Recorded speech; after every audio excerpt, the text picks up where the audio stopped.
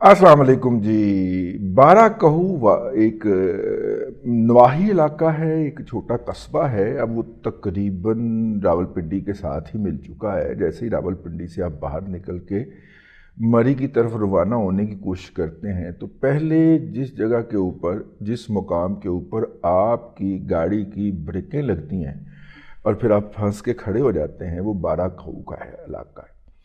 इस इलाके की खासियत है और वक्तन फ़वक्तन मीडिया के ऊपर आती रहती है कि यहाँ पे पाकिस्तान के अंदर मुकीम गैर कानूनी अफ़गान महाजरीन जिनके पास कोई स्टेटस नहीं है, ये उनका मरकज़ है। इसलिए ये बहुत सारे पाकिस्तान के अदारों की शिकारगाह भी है। अगर कोई मुल्ज़िम ना मिले तो यहाँ पे जाता हुआ कोई अफ़गान महाजर पकड़ कर उसको उस केस में डालकर अपनी प्रमोशनें पक्की कर ली जाती हैं और अफसरान को बता दिया जाता है कि जी हमने देखें 24 घंटे के अंदर मुल्ज़िम गिरफ़्तार कर लिए हैं। इन अफ़गानों की कोई सुनवाई नहीं है क्योंकि उनके पास कागज़ पूरे नहीं और उनके पास स्टेटस नहीं है इस मुल्क के शहरी होने का। लिहाजा दो मुकदमे पड़ते हैं उनके ऊपर। एक तो जो पुलिस ने कार्रवाई डालनी होती है जिस मुकदमे में, वो मुकदमा, और दूसरा गैर कानूनी तौर पे पाकिस्तान में मुकीम होने का मुकदमा। यूँ असल मुजरमान जो हैं वो छुपते चले जाते हैं, कानून से मावरा होते चले जाते हैं और दिन ब दिन मोटे गैंडे बनते चले जाते हैं और फिर वो एक दिन इतने बड़े हो जाते हैं कि वो मॉन्स्टर बन जाते हैं, डायनासोर बन जाते हैं और रियासत के लिए उनसे निपटना मुश्किल ही नहीं, नामुमकिन भी हो जाता है। ये उस इलाके का वाक़या है कि वहाँ पे एक अफ़गान मुहाजिर बंदे ने आके पुलिस को शिकायत की थी। अच्छा, बाय द वे यहाँ पे ही से सबसे ज़्यादा नर्चरिंग और सबसे ज़्यादा मैन पावर जो है वो इमरान अहमद ख़ान नियाज़ी साहब को फ़राहम की गई। यहाँ पे एक कपड़े की दुकान पे एक काम करने वाला चपड़ कनातिया जो था, वो जो हर चौक के ऊपर, हर दूसरे तीसरे चौक के ऊपर एक खातून को किराए पे लेके खड़ा होता था और जो बताती थी कि अगर आप जो है वो धनिया पुदीना मांगें तो साथ में सब्ज़ी वाला 2 टमाटर मुफ्त में दे देता है। वो जो बताती थी कि मैं बरतानिया से आई हूँ और वहाँ पे एम्बुलेंस घर में मंगवाने का ख़र्चा कितना ज़्यादा है और यहाँ पे 1122 जो है आपकी मुफ्त में आ जाती है, और हेल्थ कार्ड कितनी अच्छी चीज़ है। वो खातून, वो अदाकारा थी, वो पैसे लेके ये काम किया करती थी। और ये साहब जो थे, ये चप्पड़ कनातिया साहब जो थे, ये यहाँ पे एक कपड़े की दुकान के ऊपर वो जो थान निकाल के दिखाने वाला नहीं होता बच्चा छोटा, ये वो वाले के तौर पे काम करता था। फिर इसका फलूक लग गया, इसने सोशल मीडिया सीखा, अपने पेजेस बनाए और इमरान अहमद ख़ान नियाज़ी को प्रमोट करने वाली 5th जनरेशन हाइब्रिड वॉर का पहली सफ़ का मुजाहिद ठहरा। ठीक है, और इमरान खान साहब इक़्तिदार में भी आए तो उसने अपना काम जारी रखा। ये मैंने कहा कि सिर्फ उस इलाके का तारुफ करवा दें। उस इलाके के अंदर एक अफ़गान महाजिर जो है वो आके शिकायत करता है कि उसके बच्चे से बदफेली की है एक साहब ने, और वो उस मकान की निशानदेही भी करता है जहाँ पे बच्चे को बहला फुसला के ले जाया गया है। पहले पुलिस नज़रअंदाज करती है, लेकिन बाज़ पुलिस वाले, बल्कि अक्सर पुलिस वाले, मुझे कहने की ये इजाज़त दीजिए, वो फ़र्ज शनासी के हाथों या जो वर्दी पहनी होती है उसकी मजबूरी के हाथों कुछ ना कुछ करने की कोशिश करते हैं। तो वो साहब जो होते हैं वो जाके वहाँ पे उस मकान को नॉक करते हैं, जो पुलिस का मकामी इन्वेस्टिगेशन का अफसर होता है, और अंदर से दरवाज़ा जो है वो लॉक होता है और वो दरवाज़ा खुलवाने की कोशिश करते हैं। पता चलता है अंदर कोई नहीं है। तो अहले मोहल्ला बताते हैं कि ये साहब वीकेंड पे यहाँ पे पाए जाते हैं, हफ्ते के 5 दिन ये नहीं होते। तो कहाँ होते हैं वो इंकशाफ अभी हम करते हैं। तो पुलिस जो है उसको थोड़ी सी तशवीश होती है। यहाँ पे वो इन्वेस्टिगेशन अफसर जो है उसका अंदर का पुलिसिया जाग पड़ता है कि ये बंदा जो है ये हफ्ते वीकेंड पे आता है और ये काम करता है, और फिर पीर की सुबह सुबह मुंह अंधेरे यहाँ से निकल जाता है। ये है कौन, इसका पता किया जाए। तो लिहाजा पुलिस जो है वो थड़ा मार देती है, मतलब कि बंदा वहाँ पे कुछ जसूस वसूस बिठा देती है, मुखबर वगैरह, وہ مخبر خبر دیتا ہے کہ صاحب وہ فرائیڈے کی شام کو پہنچ گئے ہیں اور انہوں نے فون پہ ہی کچھ معاملات کچھ بچوں سے کر لیے ہوتے ہیں اور یا بچے سے کر لیے ہوتے ہیں، اور وہ بچہ بھی تھوڑی دیر کے بعد آ جاتا ہے اور پھر دروازہ بند ہو جاتا ہے۔ پولیس جو ہے وہ وہاں پہ ریڈ کرتی ہے اور اس ریڈ کے اندر سے جو صاحب برآمد ہوتے ہیں، اور وہ بائی دا وے اس بچے کے ساتھ بھی وہ غیر فطری جنسی فعل کر رہے ہوتے ہیں اور بڑی بے شرمی، ڈھٹائی اور بغیرتی کے ساتھ اس کو ساتھ میں آٹومیٹک کیمراز کے ذریعے فلما بھی رہے ہوتے ہیں، یعنی اس کی عکس بندی کر رہے ہوتے ہیں، اس کا بصری فیتا بنا رہے ہوتے ہیں، اور فلم بنا رہے ہوتے ہیں یار، ٹھیک ہے، اینے ترجمے کروا لے تسی میرے کو۔ اب پولیس اس کو گرفتار کر کے لاتی ہے تو فوری طور پہ کے پی کے چیف منسٹر اور گورنر صاحب کے فون آنا شروع ہو جاتے ہیں، اور پتہ چلتا ہے کہ یہ سہیل ایاز صاحب ہیں۔ اب سہیل ایاز صاحب جو ہیں وہ کے پی حکومت کے آئی ٹی کے ایڈوائزر تھے، ان کے پاس آفیشل سٹیٹس تھا جو انہوں نے یہاں پہ چھپایا ہوا تھا۔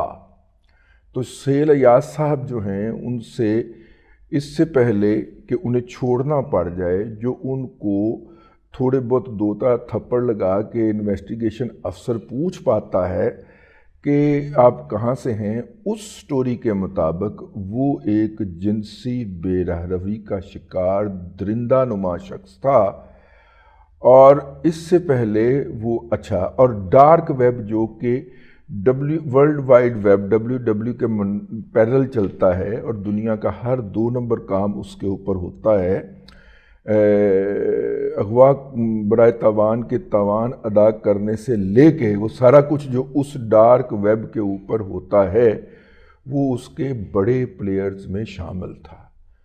وہ مقامی بچوں کو جن کے والی وارث جو تھے یا نہیں ہوتے تھے یا کمزور ہوتے تھے، ان کو بہلا پھسلا کے اپنے اس اڈے پہ لاتا، اور یہ اس کا اڈا تھا۔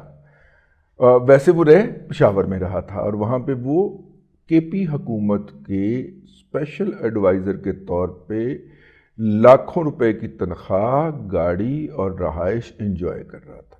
جمعے کی شام کو وہ یہاں پہ پہنچتا، بچوں کو بہلا پھسلا کے لاتا، ان کے ساتھ بدفعلی کرتا، اس بدفعلی کی تصاویر بناتا، اس سے حیض اٹھاتا، اس سے مزہ اٹھاتا، اور پھر اس کو ڈارک ویب کے اوپر ہزاروں ڈالر کے عوض بیچتا۔ اچھا، یہ صاحب جو تھے یہ ان کی پہلی کارروائی نہیں تھی، یہ سب سے پہلے یہ کام انہوں نے اٹلی کے اندر فرمایا تھا، اور اٹلی کے اندر جو تھا یہ یہی حرکت کرتے ہوئے پائے جاتے تھے۔ اٹلی والوں نے اس کو پکڑا، اس کو وہاں پہ سزا ہوئی، یہ سزا اس نے کاٹی، اس کے بعد یہ وہاں سے بھاگ کے کسی نہ کسی طور پہ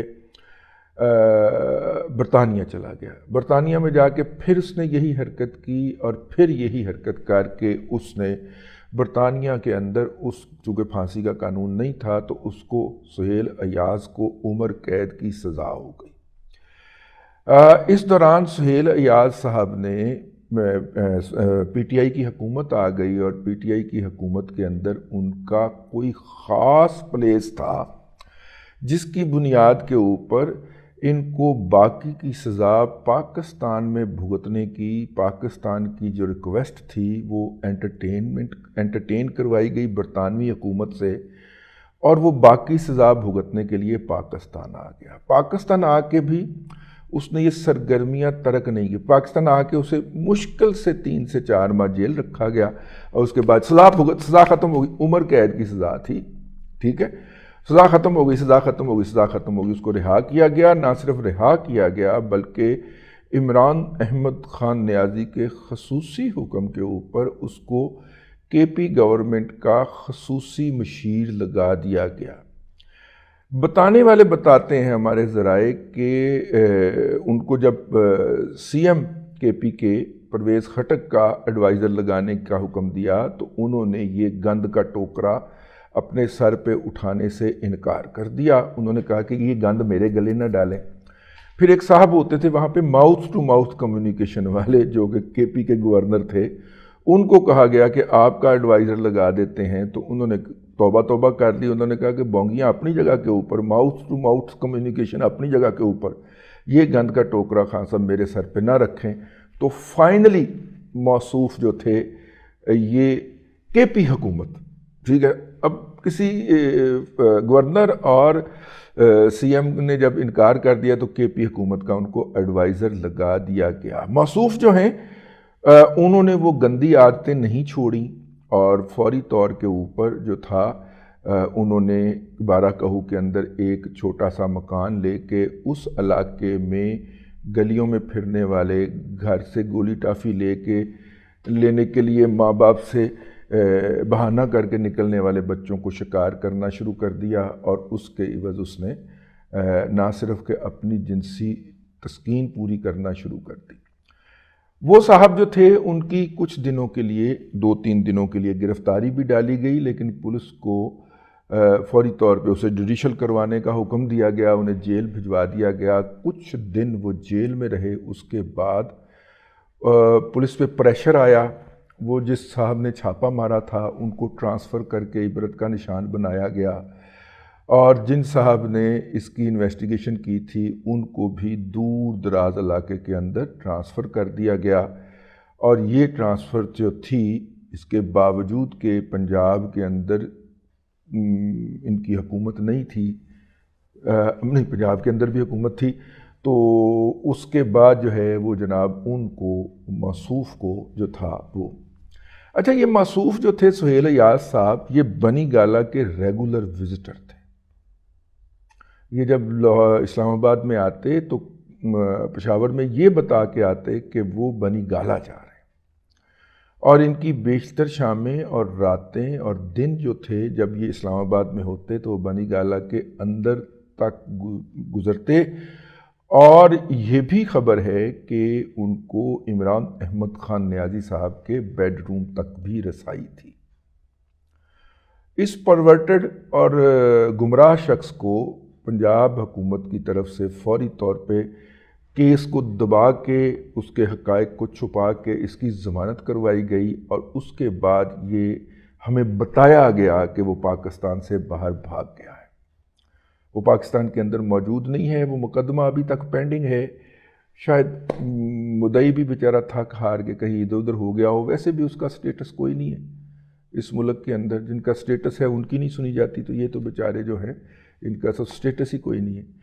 تو یہ بات اس وقت ہضم نہیں ہوتی تھی کہ اس طرح کا جو پرورٹڈ شخص ہے اس کا عمران خان سے کیا رابطہ ہوگا، اور وہ بنی گالہ کیوں جاتا ہوگا. اب حاجرہ خان پانیزئی کی کتاب پڑھنے کے بعد پتہ چلا کہ دنیا بھر کے اندر اس کا مقام بنتا ہی وہی تھا. میں نے اور کچھ نہیں کہنا، صرف یاد دلانا ہے کہ اس سہیل ایاز نامی درندے اور ذہنی طور پہ سکھ آدمی کو بھولنا نہیں ہے آپ نے، جس کو عمران خان صاحب کی خلوت گاہ تک رسائی رہی ہے.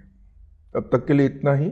اگلے ولاگ کے اندر پھر حاضری ہوگی. اللہ تبارک و تعالیٰ آپ کو آسانیاں عطا کرے اور آسانیاں خلق خدا میں تقسیم کرنے کی توفیق عطا کرے.